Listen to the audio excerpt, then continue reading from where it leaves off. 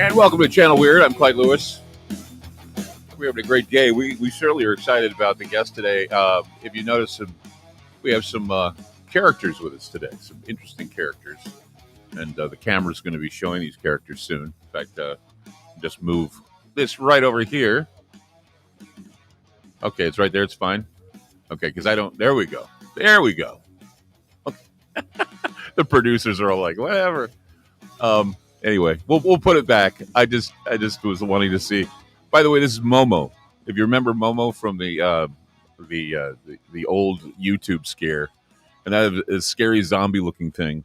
But yeah, Momo is probably the only one in existence that I know of, because the original artist who made it destroyed it, but kept the eyes.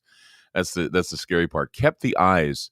But this replica was made by a very talented sculptor, a very talented mask maker, Jonathan Fuller, who's been a big fan of the Ground Zero show, and I've kept in contact with him for a long period of time. It's awesome that he does these things, and he does them so well. And so today on Channel Weird, we have with us good old Jonathan Fuller. Hey, what's up, man? Hello. How are you? So good to see you. And all your friends in the background too. That's amazing. Hello. Fantastic. Okay, so let me just ask you, how does one get into some of this? Was this a hobby of yours, or was this? I mean, you have so many different characters that you've put together here. Was it a hobby to start, or have you always had this knack for sculpting? It started at a young age, watching sci-fi films, horror films with my dad. And I was always fascinated by how they did it. Like, I was just curious, like, how did those creatures come to life? So I just started dabbling with makeup first. I started, making my friends all up with, cuts and blood and gore, and started reading Fangoria magazines and watching behind the scenes. And then I didn't even get into sculpting until I was about 20, 21. And then I just started playing around with the clay. And actually, the first mask I ever did is that one back there, that demon. Mm-hmm. And I took that to a show, and there was a guy there by the name of Jordu Shell, who's like one of the major creature designers in the film industry. And he saw my work, and he's like, "You got to take my class." And I was like, "All right." So I went to LA, took his class, and then I was hooked. I was just absolutely hooked on sculpting, and then I've been doing it ever since. You said you were actually into Fangoria magazine. I remember Fangoria and Deep Red and all those other magazines, and of course, Famous Monsters of Filmland, Forrest J. Ackerman. Did you get inspired by people like Stan Winston or maybe Tom Savini or others? Oh, Tom Savini was the Goremeister of the 80s. He was, in fact, Jason Voorhees is probably my favorite character of all time. And I saw when he was doing the films, I got totally hooked on Friday the 13th films. Tom Savini, Rick Baker, Rob Bottin, which you don't ever hear about anymore. He just disappeared. What about Don Post? Don Post, when it comes to masks, yeah, that's his vintage masks. I mean, if it wasn't for Don Post, you probably wouldn't have a lot of what's going on today.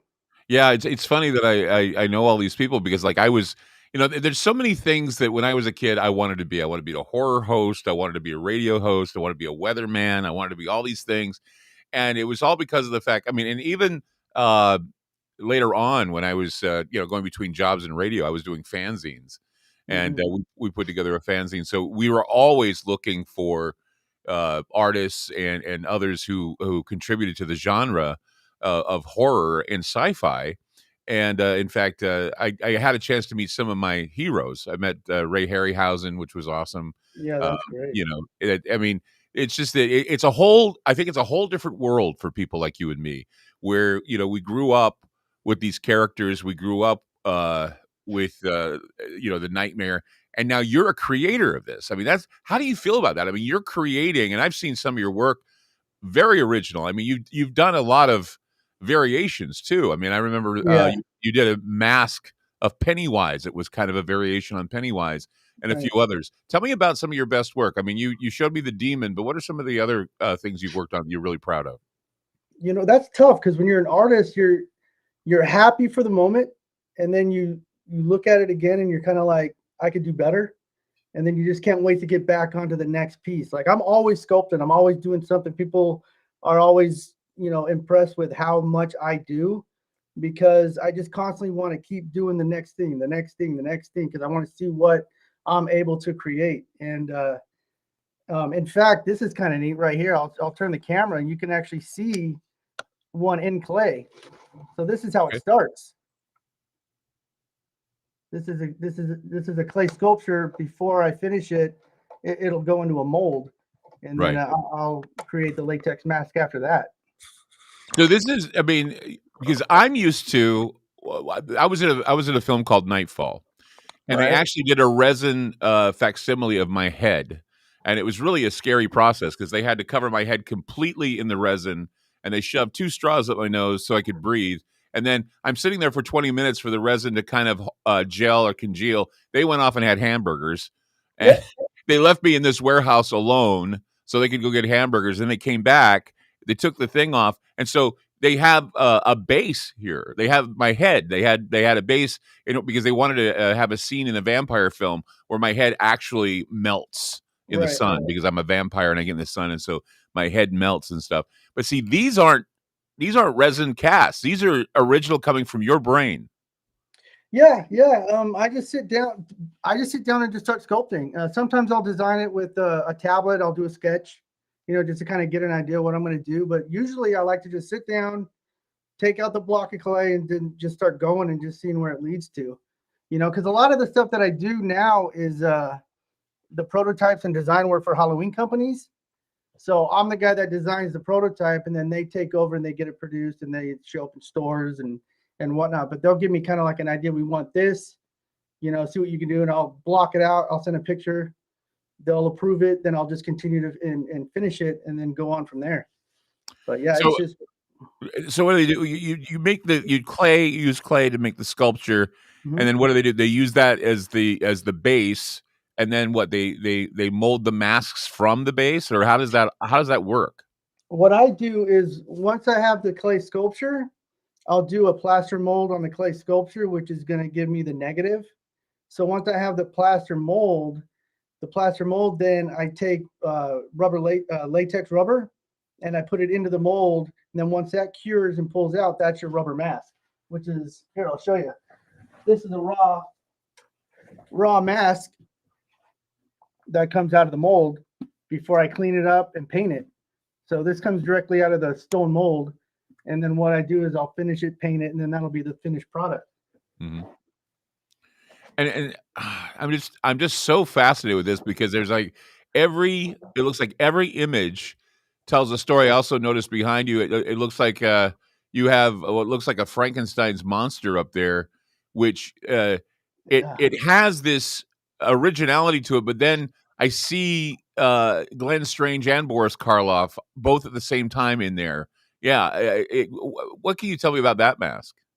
This one up here is actually a friend of mine's who's also into the creature design industry. And he did basically, like with all of us, we're always inspired by everything. Everything that we see on a daily basis inspires you. So once you start working, you're going to tap into those. Right. You're going to tap into something you've seen, or another piece that another character did, or you saw on a TV, and you're just going to slowly bring all those pieces into one. And it's always going to resemble something you may have seen before, which is hard to do, because it's hard to come up with something original, because there's so much that's been done. So it's kind of hard to come up with something nobody's seen before. It still has a variation, though, because I was noticing, like I say, I'm noticing above you, I'm seeing that Frankenstein mold, or the monster, the creature.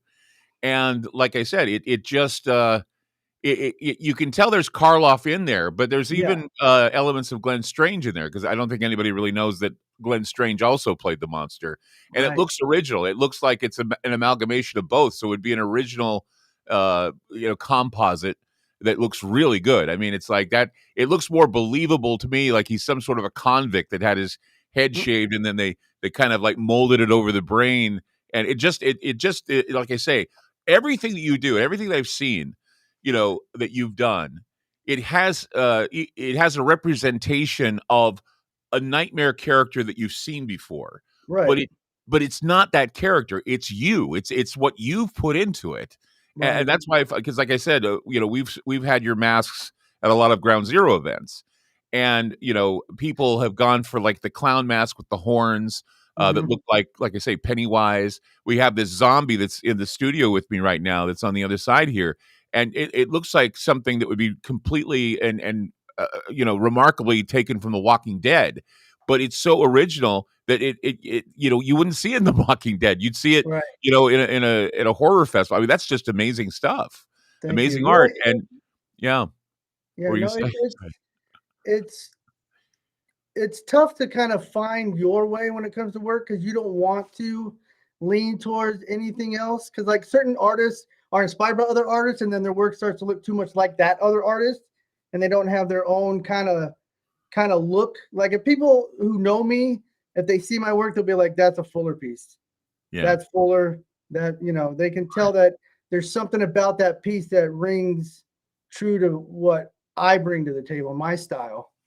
But there's a realism to it too, because I remember you sent me it's an alien head. It's a Oh tiny yeah, alien head, and it's on a board.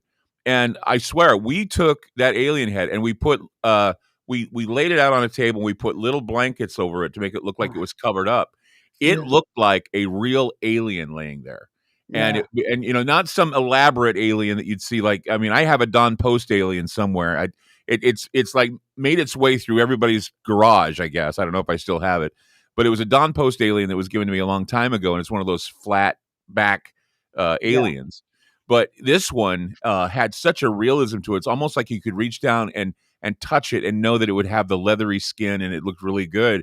And see, that's the thing, is that sometimes subtlety is better than just being elaborate. And I think right. that's another thing about what you've done and what I've seen in the past is the subtlety that you also put into it to make it look real. The thing that you try to get is you try to nail, like what I try to tell people who ask me questions about this stuff is anatomy is the biggest part of all of this. You can put all the details you want into something, but if you don't have a natural anatomy to something, it's just never going to read true. So as long as you lock in that anatomy, it's gonna look like something that could possibly be real, even if it's an alien. Yeah, I mean, have you ever built from a skull base? I mean, the idea of you taking a skull like they do, the anthropologists take a skull and then they mold everything around the skull. Have you ever done that as a base for some of your work? I've used a skull. I've used a skull when I've done some zombie pieces, just so I can have that understructure. But a lot of times, what I like to do is I like to sculpt. Like if I'm going to do a zombie piece, I'll sculpt the skull first, and then I'll lay the muscle, the skin, and all that because I want to bring it. Because if the skull isn't right underneath all that muscle and skin, it's not going to read right when you're done. So Right. basically, it's like starting from the skull and working my way out until I have a final finished zombie piece. See, I haven't thought about, you bring up an excellent point. You must have a really good eye for anatomy, because that's the whole point, is if the anatomy of the mask or the sculpture doesn't match the anthropomorphic nature of these monsters, some of them anyway, then it Mhm. has no effect. Because I Right. I read a study one time about how we identify more with anthropomorphic monsters than we do with other monsters. So when you're making a monster, the anthropomorphic nature of it, that's what terrifies us, because we walk through the uncanny valley and we have to make the decision if this is human or not. And Right. if it doesn't have a definitive humanity to it, we look at it with repulsion. And so that's the whole thing, is taking the anatomy and kind of stretching it and extending it, or giving an expansion. We're going to be back. Jonathan Fuller with us, talking about his sculpting, his masks. Remarkable work from Jonathan Fuller. And we'll be back on Channel Weird. Don't go away.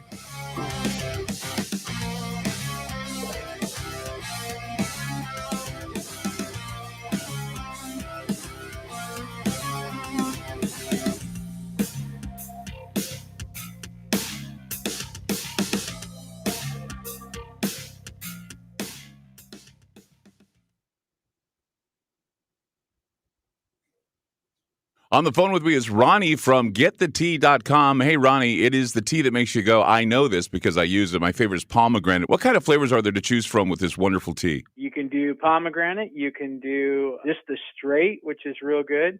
And also we have a mint, a peppermint. People really love that one too. And we have a couple new flavors on the way, which I will not discuss yet, but they're coming. You know, a lot of people don't know that peppermint is a very, very good supplement to keep the stomach happy. It relaxes the intestines, and once again, it makes you feel better because it allows them to move around and get that stuff out of you, that bad stuff out of you. Absolutely. This is a digest mover. So people have a hard time digesting stuff, or you get something stuck, or maybe you're a real heavy meat eater. The tea is wonderful. That's why it's tagline, the tea that makes you go. If I want my life to change and get the tea, where do I go to get it? GetTheTea.com. That's GetTheTea, TEA.com. Fantastic.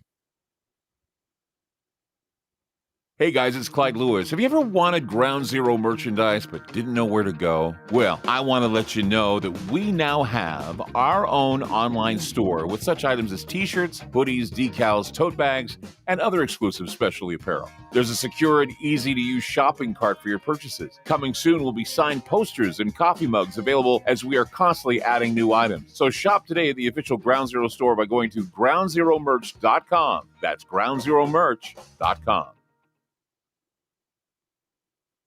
It's all over the news, food shortages and scarcity in the supply chain, and the reality is nobody truly knows what might happen in the near future. Hi, I'm Clyde Lewis, and I want to let you know that it's a good idea to plan ahead so you aren't caught off guard. Nothing's more important than having enough food to eat, and we're here to help. We highly recommend My Patriot Supply, America's leading emergency preparedness company. They provide long-term emergency food that lasts up to 25 years in storage. When grocery stores run empty or disasters strike, their foods will be there when you need them most. Act now and secure at least a 4-week emergency food kit full of tasty meals that provide 2,000 calories a day. They have dozens of emergency food storage kits to choose from, along with a variety of other survival products. If the government tells you not to go out, you can have the peace of mind that comes from being prepared. After you order from My Patriot Supply, your food will arrive discreetly at your doorstep. Prepare today, because time is short. Go to preparewithgroundzero.com. That's preparewithgroundzero.com. AncientLifeOil.com. That's AncientLifeOil.com. Are you stressed? I mean, who isn't? Anxiety creeping in? No, not that. Is sleep hard to attain because your brain just won't slow down? We're living in crazy times, and the fear knob has been turned up. Okay, there's an answer. Take a big breath, exhale, and go log on to AncientLifeOil.com. CBD, broad and full spectrum, organic and non-GMO CBD for you to enjoy. Change your tune from fear to calm, from brain overload to clear thinking. 0.003 THC on full spectrum and 0% THC on broad spectrum. Competitive pricing with the best quality. Also know everything is going to get better. No worries, be happy. CBD can help calm so your nerves don't think they're a 6-string electric guitar. Enjoy life, smile, and log on to AncientLifeOil.com for great CBD. That's AncientLifeOil.com. You'll be glad you did.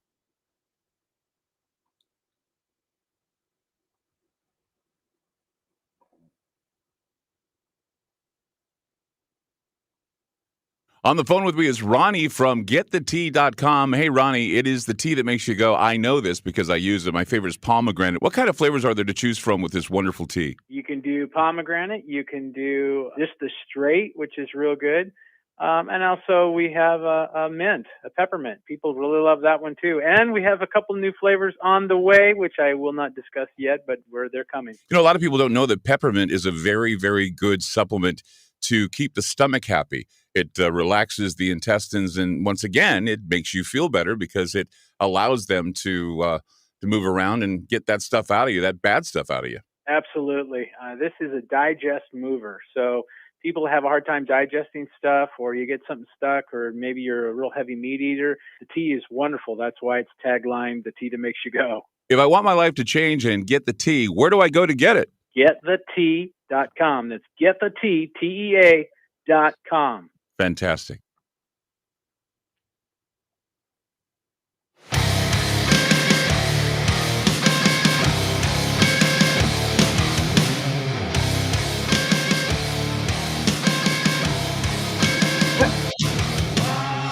Welcome back to Channel Weird. I'm Clyde Lewis. With me is, I don't know what is behind me right now. some sort of a bat vampire Nosferatu type creature giving me a massage. Okay. That's amazing. Jonathan Fuller with us, mask maker, sculptor. And we're glad to have him. Here's something. I wanted to, there's so many things I wanted to ask you, want to talk about. One of them is, have you noticed on Facebook now they're pushing these masks that they say that they look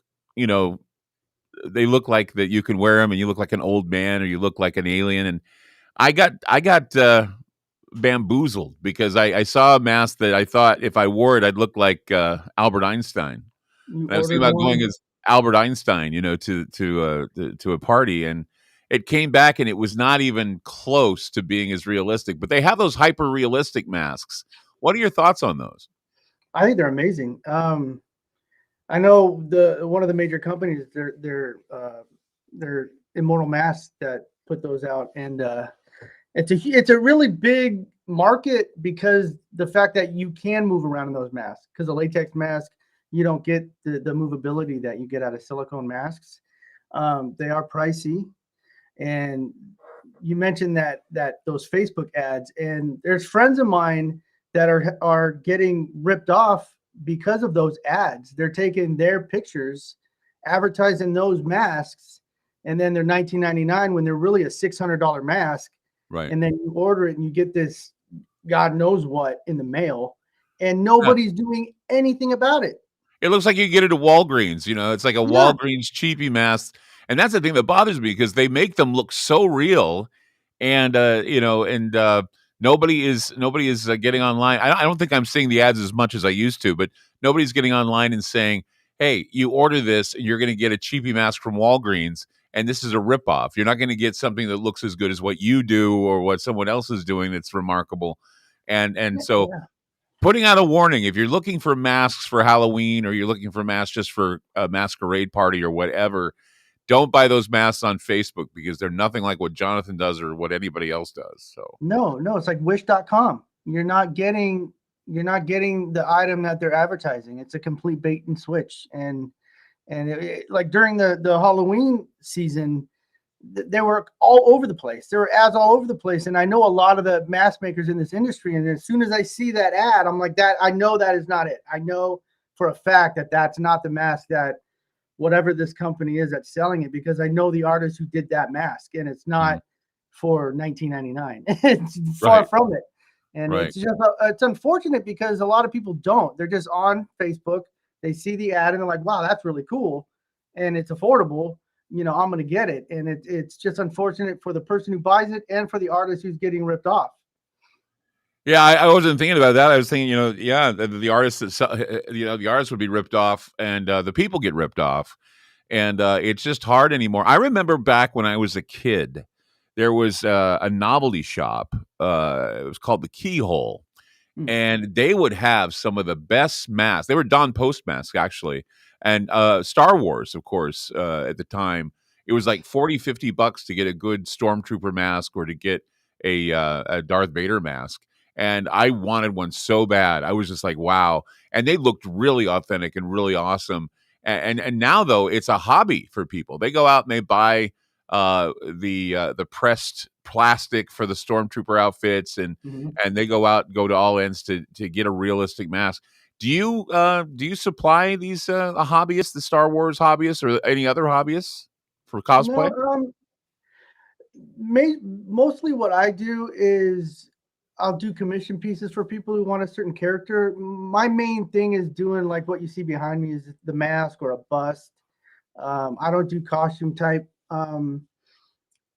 pieces. But the thing that's going to be kind of neat is you mentioned Star Wars, and years ago I used to work for the company called Rubies, and they were a huge Halloween company, and I actually got to go to the ranch and get the actual molds from the film that were the actual original molds for the Stormtrooper costumes, Darth Vader, and everything. And I got to take those molds from the actual storage facility on, what do they call it? The Lucas Ranch, I think is what it was. Yeah. And we got to take those, and we got to manufacture based on the original molds. We got to make the prototypes for the company that I worked for.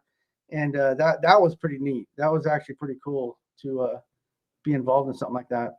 Do you are you sought after to make designs for movies? Because I know that there are a lot of movies now that are looking for new monsters. A lot of the monsters I've been seeing lately in movies are terrifying, and why they're terrifying again is because they are like they defy explanation. I remember when I first saw the Demigorgon that was in Stranger Things.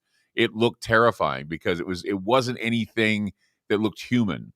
A Right. lot of monsters now, I mean, the Mind Flayer and all these other monsters look like they come out of H.P. Lovecraft or some other I guess you could call it creature from the abyss. Were you ever did you ever sculpt anything that would look non-human? I back in 2004 is when I had my stint in LA, and I worked for studios, and I did mostly just sci-fi channel movies. Worked on the Buffy the Vampire Slayer TV series and Angel, Miracles, doing creature suits and full body suits and all that kind of stuff. But I don't do much in the film industry anymore. I think I've kind of made my niche in the Halloween mask industry, so I'm always getting companies asking for me to do their prototypes. But as far as film work, it's been a little while. And the demand is high now, I'm sure, because we do have live action role play. And I was talking a while ago about how now we're seeing an extended, I guess, time for. I mean, we have Halloween, but there are a lot of people, and I'm one of them, who extend the Halloween season in a way. I always feel that the wintertime is a great time for scary stories and scary images and that sort of thing, and that's why I extend. I mean, Halloween is not the end. I mean, by the time we reach Right. Christmas now, we have Krampus too. And I was even the other night, I was saying, I'm thinking the Thanksgiving creature would be the Wendigo. That, we ought to have a creature for Thanksgiving, and it should be the Wendigo because it's about ravenous gluttony. And, in times of, crisis and scarcity, the Wendigo comes about. And so I'm thinking that, if we could push characterizations that are horrifying well into the new year. You know what I'm saying? There's something terrifying always. I think there's always something linked to something that would be terrifying. And the Wendigo is a perfect example, because I don't know if it has to do with the fact that the weather's changing, which makes people's moods change. That movie couldn't have come out at a better time, especially with the way things are going nowadays, where everybody's just kind of on edge, not as happy as they should be. And then that feeds into,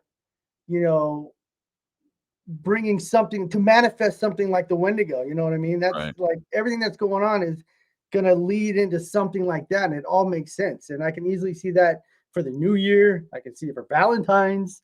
I can see it for Easter. I mean, everything. We need to create creatures for every time of the year. We ought to have well, I mean, I guess, we have the Wendigo, Halloween can be anything. You can have anything in Halloween, but then you have the Wendigo for November. You have Krampus for December. January would be some sort of Saturnalian, old man that wants to, kill you. Just Would go down the list of things. Would you like to see my Krampus? Yes, I would, because I'm a big Krampus fan. I'd love Okay, to see hold on. Krampus. Okay, he's going to grab his Krampus. I'm a big. I mean, one of the things about Krampus is that they have the only place to get, the only place you can get them are Austria. Yeah. And I sent away for an Austrian mask, but it just seems like that is amazing. Oh, that is amazing. Look You at got that. the bells and everything. Oh, that's amazing. Yeah, thank you. So you've mounted that one. That is great. Yeah. Oh. Wall mount, little wall art. Yeah. And that's the thing, is that I would love to see many interpretations. I remember I had a Krampus party once, and there were so many people who I said, we want to have a Krampus contest, who can come up with the best Krampus. And we had, one of the things that really got me was somebody had come up with a Krampus mask that looked like it was made, it was a tribal looking mask.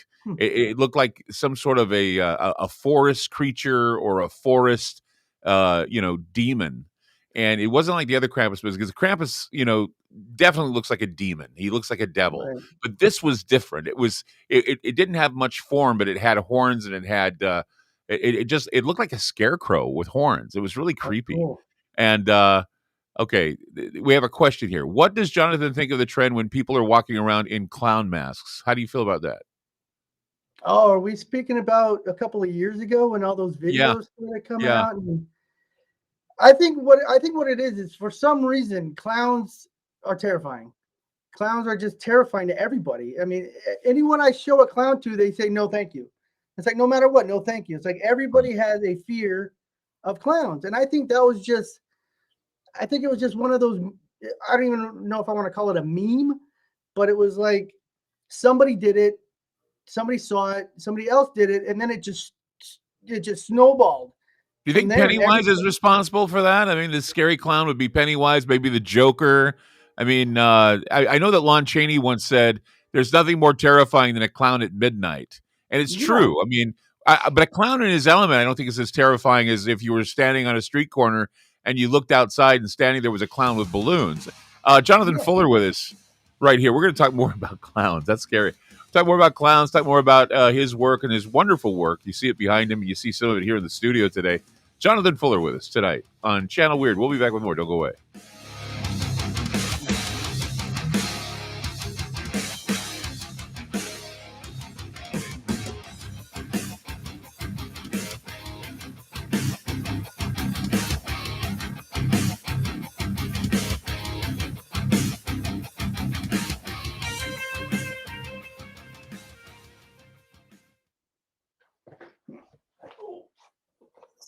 It's a well-known fact that controversial talk show hosts have recently been censored and even banned on the internet by corporate and political interests. Hey guys, it's Clyde Lewis from Ground Zero. And in order to counter the suppression of information, we've decided to create our own private digital playground called Aftermath. It's an exclusive online multimedia library featuring a social media platform, videos, audio clips, archive shows, research groups, documents, and a news aggregator. In addition, we're hosting other Ground Zero friendly podcasts like Conspirafact with Wes and Bill, Into the Microcosm with Jimmy Jean, Pair Awareness with Mr. Gates and Isaac Weishaupt, Opposing Perspective with James Ponder, The Infinite Fringe with Billy Ray Valentine, and several more shows. Mobile apps for Android and Apple are available too.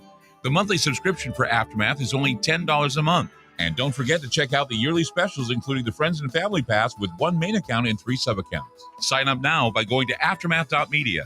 Again, that's aftermath.media. AncientLifeOil.com. That's AncientLifeOil.com. Are you stressed? I mean, who isn't? Anxiety creeping in? No, not that. Is sleep hard to attain because your brain just won't slow down? We're living in crazy times, and the fear knob has been turned up. Okay, there's an answer. Take a big breath, exhale, and go log on to AncientLifeOil.com. CBD, broad and full spectrum, organic and non-GMO CBD for you to enjoy. Change your tune from fear to calm, from brain overload to clear thinking. 0.003 THC on full spectrum and 0% THC on broad spectrum. Competitive pricing with the best quality. Also know everything is going to get better. No worries, be happy. CBD can help calm so your nerves don't think they're a 6-string electric guitar. Enjoy life, smile, and log on to AncientLifeOil.com for great CBD. That's AncientLifeOil.com. You'll be glad you did. It's all over the news, food shortages and scarcity in the supply chain, and the reality is nobody truly knows what might happen in the near future. Hi, I'm Clyde Lewis, and I want to let you know that it's a good idea to plan ahead so you aren't caught off guard. Nothing's more important than having enough food to eat, and we're here to help. We highly recommend My Patriot Supply, America's leading emergency preparedness company. They provide long-term emergency food that lasts up to 25 years in storage. When grocery stores run empty or disasters strike, their foods will be there when you need them most. Act now and secure at least a 4-week emergency food kit full of tasty meals that provide 2,000 calories a day. They have dozens of emergency food storage kits to choose from, along with a variety of other survival products. If the government tells you not to go out, you can have the peace of mind that comes from being prepared. After you order from My Patriot Supply, your food will arrive discreetly at your doorstep. Prepare today, because time is short. Go to preparewithgroundzero.com. That's preparewithgroundzero.com. getthetea.com. On the phone with me is Ronnie from getthetea.com. Hey, Ronnie, it is the tea that makes you go, I know this because I use it. My favorite is pomegranate. What kind of flavors are there to choose from with this wonderful tea? You can do pomegranate. You can do just the straight, which is real good. And also we have a mint, a peppermint. People really love that one too. And we have a couple new flavors on the way, which I will not discuss yet, but they're coming. You know, a lot of people don't know that peppermint is a very, very good supplement to keep the stomach happy. It relaxes the intestines, and once again, it makes you feel better because it allows them to move around and get that stuff out of you, that bad stuff out of you. Absolutely. This is a digest mover. So people have a hard time digesting stuff, or you get something stuck, or maybe you're a real heavy meat eater. The tea is wonderful. That's why it's tagline, the tea that makes you go. If I want my life to change and get the tea, where do I go to get it? Getthetea.com. That's getthetea, TEA.com. Fantastic.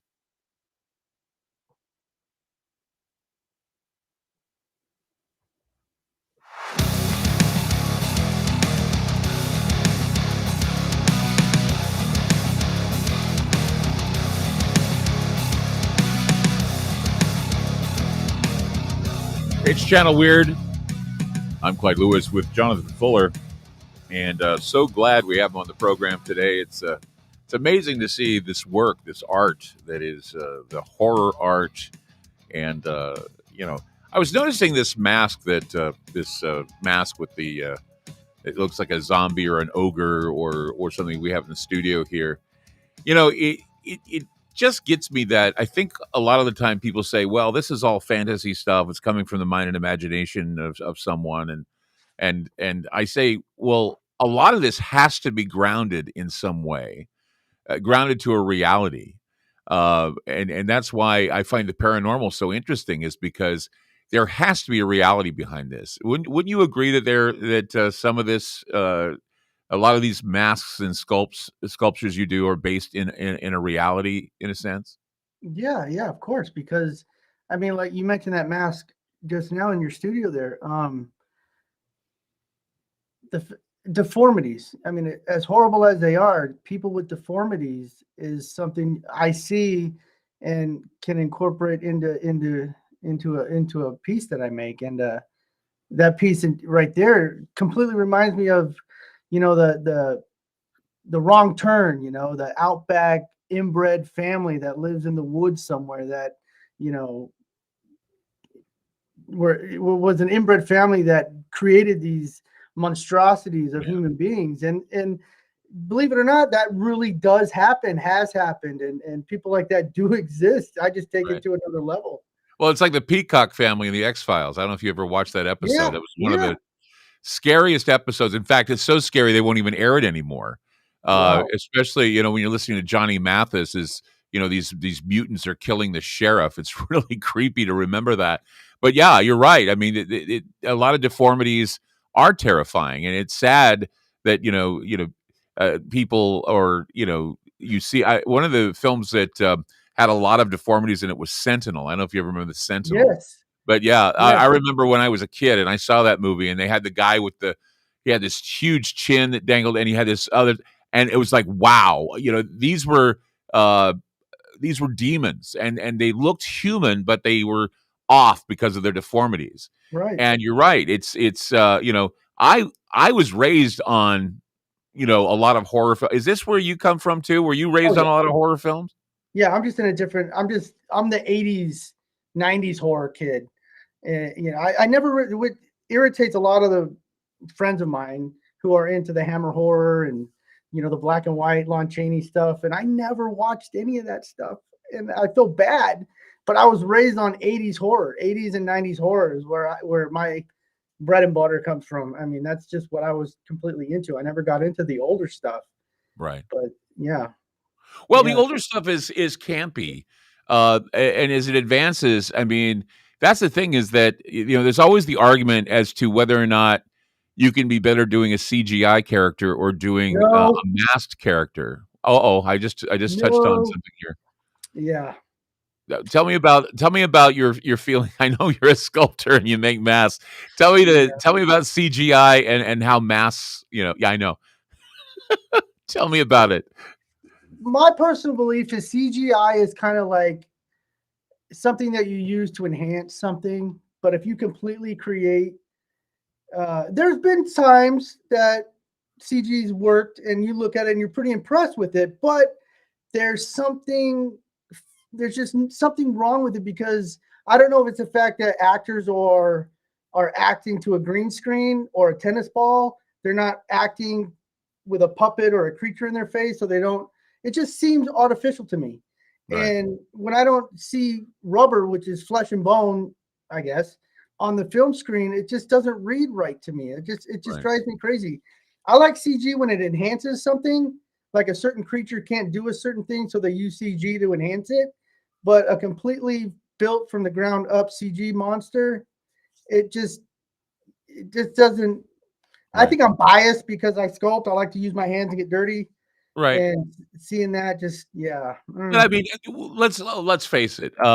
Either it's because of endearment or because when we were kids we were fascinated by it. But there's nothing better than Muppet Yoda. I mean, come on. I mean, Muppet Yoda was there.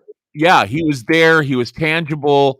And then, of course, we saw the slick down younger Yoda that was a CG character in the prequels, and it didn't have the same charm. Yeah, and then if you notice when you're watching a film with CG, like I think, what was it that I just was it Antlers? Antlers CG? No. Antlers wasn't CG. No. Antlers was a puppet. That was phenomenal.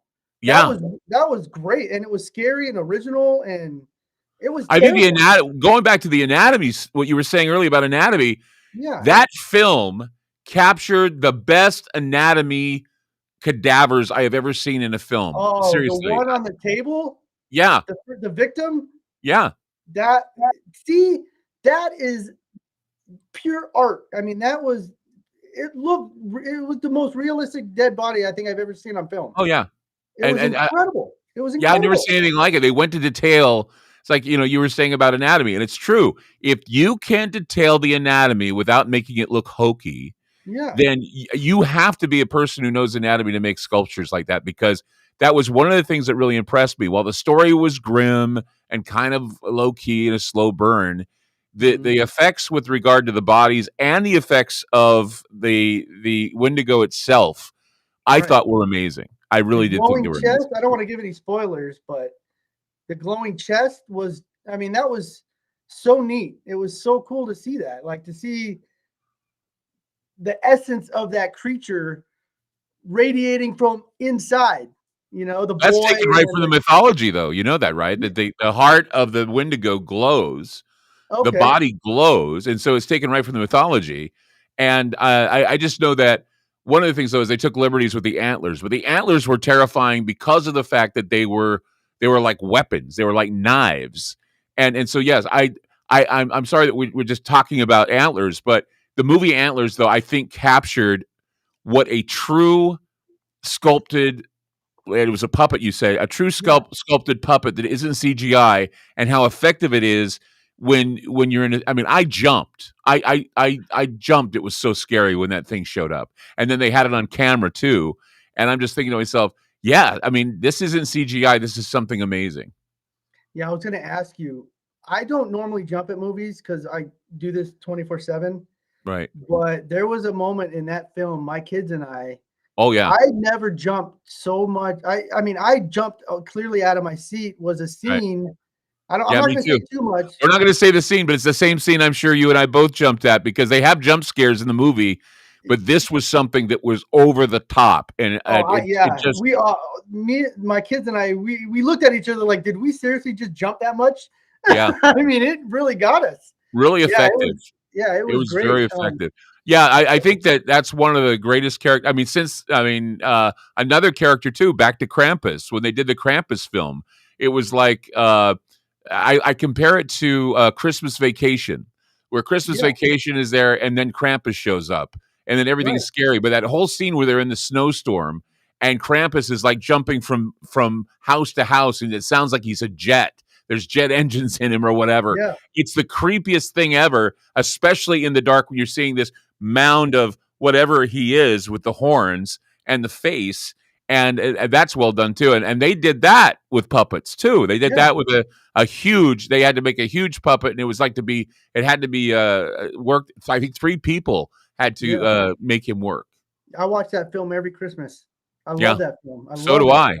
I do one too. Of the better ones. And see, that's the thing is, I think people forget that, because Halloween happens and immediately it happens too quick, and immediately we're back to Christmas music, we're Thanksgiving it and everything else.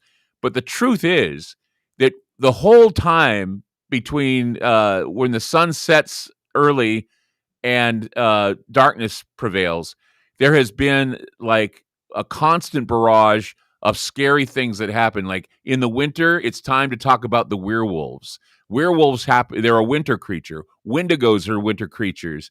Krampus is a winter creature.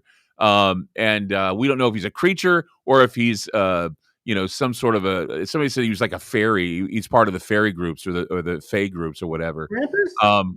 What's that? Krampus? Yeah, isn't he part of the fae group? Somebody told me that he's like a fairy. Yeah, I thought he was the alter ego of Santa Claus. He is, but apparently he's like. Somebody had said that he's like the fairy folk. He has a relationship with. What's that? He's got hooves. Yeah, well, he's a demon. Yeah. Come on, let's face it. He's a demon. He's the Christmas demon. I love it. I love Krampus more than I like Krampus more than Santa Claus. Oh, so do I. I've got and that's the thing is I got a Santa suit and I got a Krampus. I want a really honest to goodness Krampus suit. In fact, what was interesting is that 2 years ago when we were able to have Krampus parties, I dressed up as Krampus, and then I got Wes Gotko as like 6'8" to dress up as an ice god, and he had the horns, and it looked really awesome. It was a great. It was a mushroom head mask, actually, is what it was. Jonathan Fuller with us. It's such a great time to talk with him about what scares us, and it's amazing. Right here on Channel Weird, we'll be back with more. Don't go away.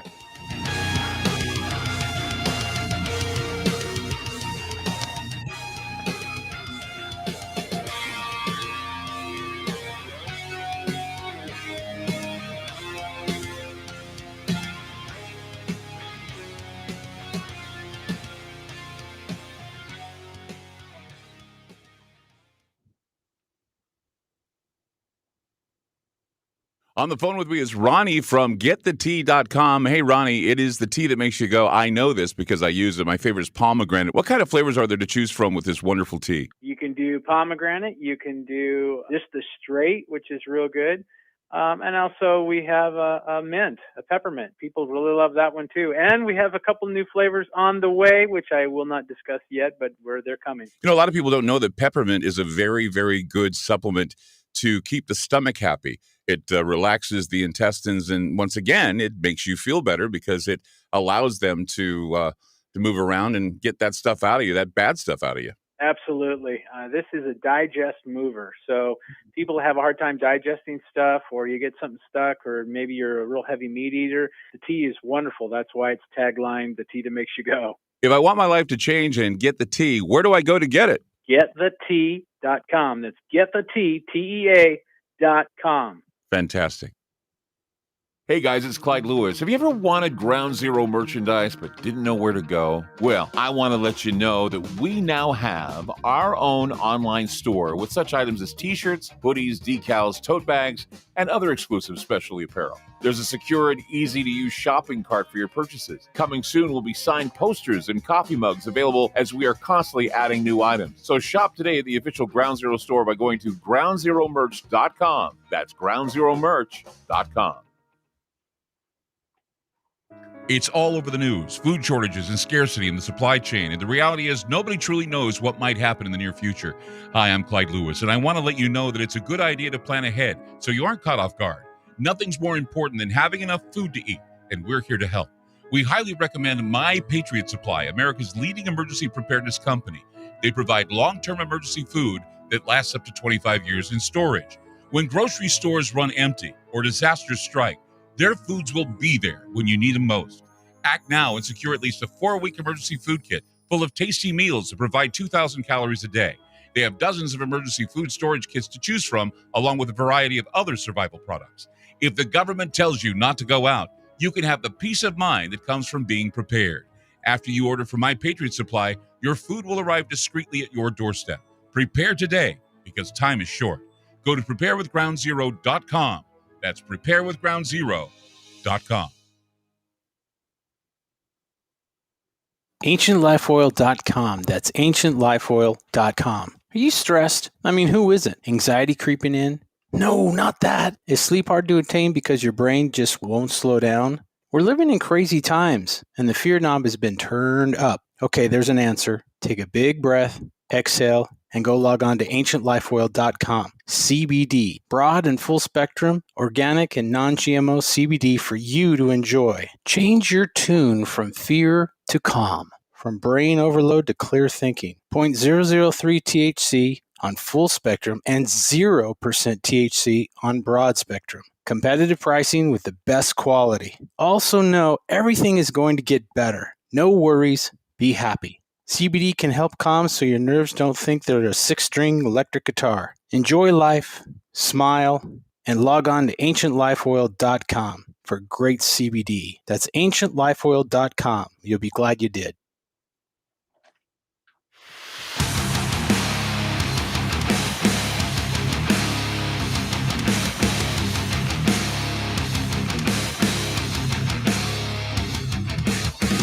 Hey, it's Channel Weird. I'm Clyde Lewis.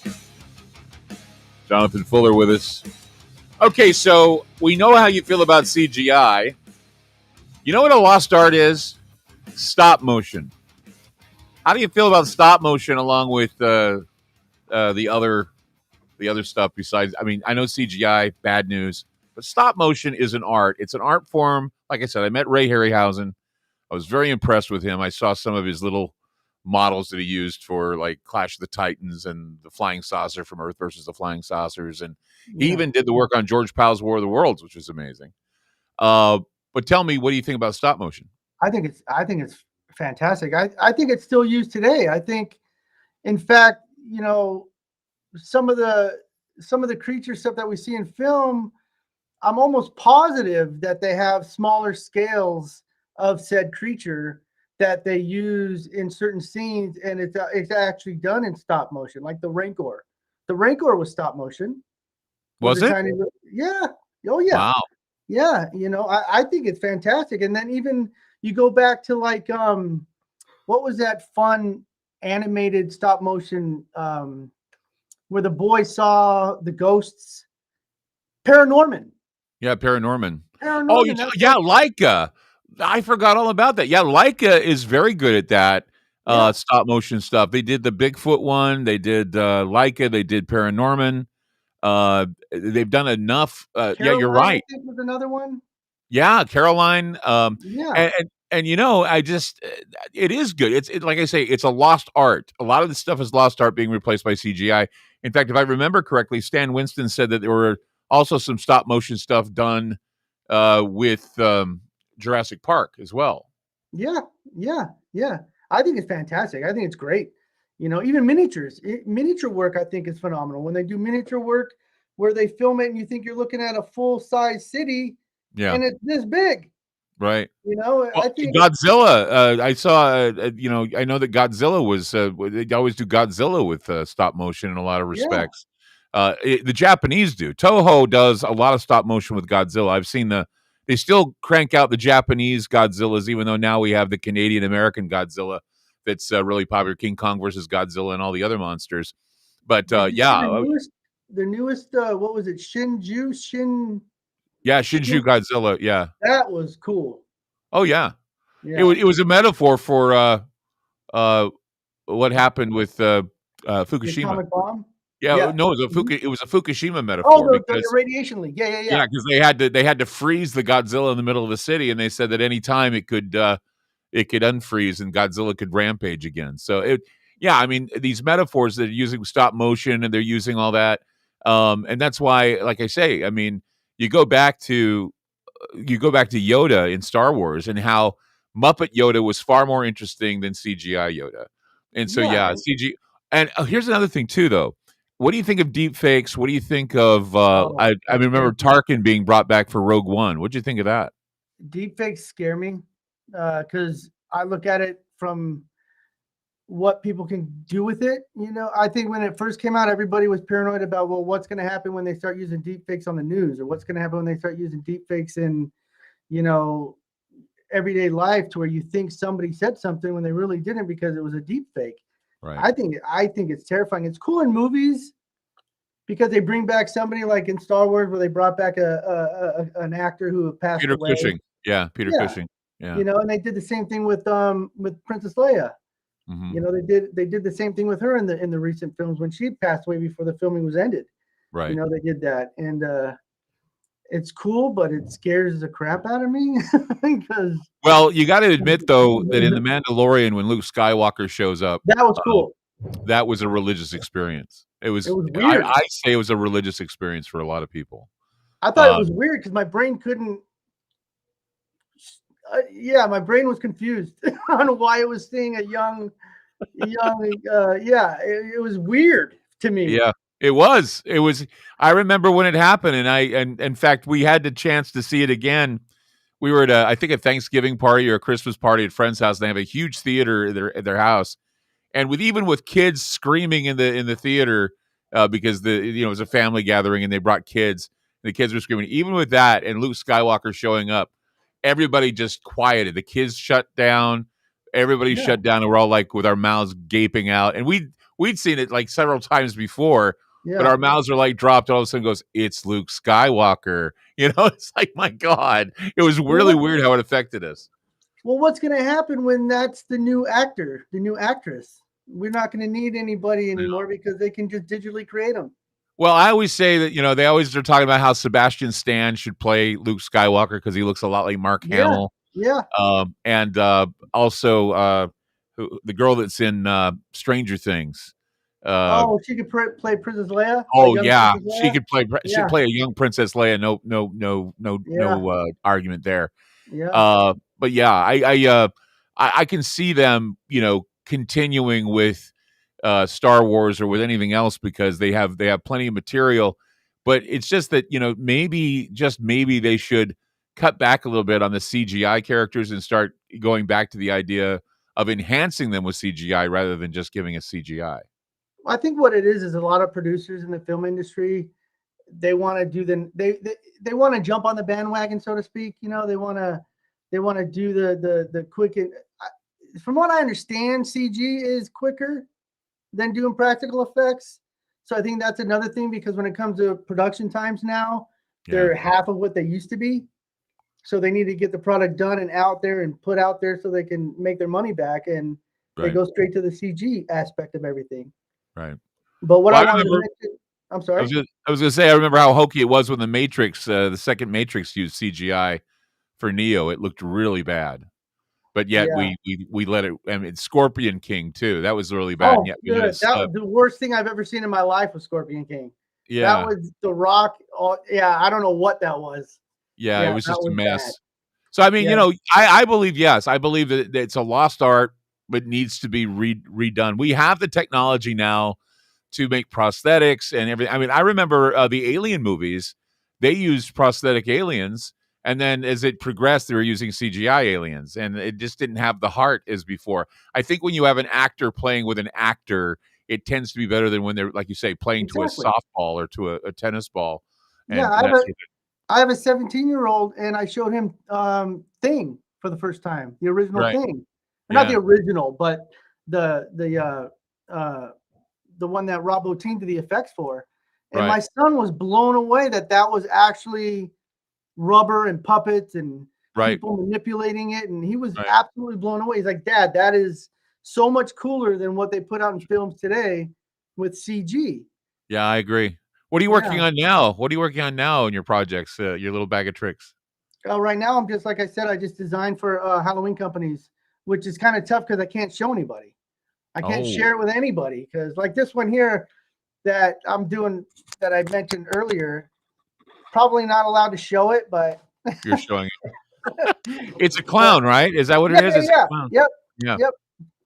So that's what I've been doing a lot of the times, is just designing for these companies and unable to do my own stuff and share it, because you got to wait until they're ready to show their product before I can share the sculptures.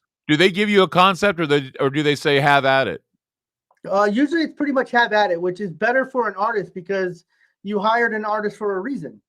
Right. You want that artist to do what they do best. So if you start to handcuff them, they're not going to give you, their best work. So I get kind of an idea like clown, scary clown. That's all I need. And I'll go and do that. Yeah, I just was wondering because I know that, I've had a lot of concepts about horror creatures and, and I have nowhere to, go to say to an artist, okay, this is the concept I have for a horror creature. Can you do this? I just wonder if that's how it's done. Because I know they used to do movies based on cover art that they did for posters and everything else. Yeah. I hear the music. That means we're getting ready to go. But I just want to thank you, Jonathan, for being on the show. All your great work, everything you've done. And it's really informative to hear about just what goes into the business of scaring us. It's amazing. Yeah, no, thank you for the time. I love showing this stuff. I love talking about it. I love showing it, and more people need to see it. Yes, they do. Thank you so much. I'm sure a lot of people are going to be, seeking you out to maybe do some work. I appreciate it very much. Yeah, thank you so much. Have a good day. Take care. Yeah, and that's the Channel Weird, everybody, and Jonathan and everybody. Hope you guys really enjoyed this because it was really fun for me, and we'll see you next week.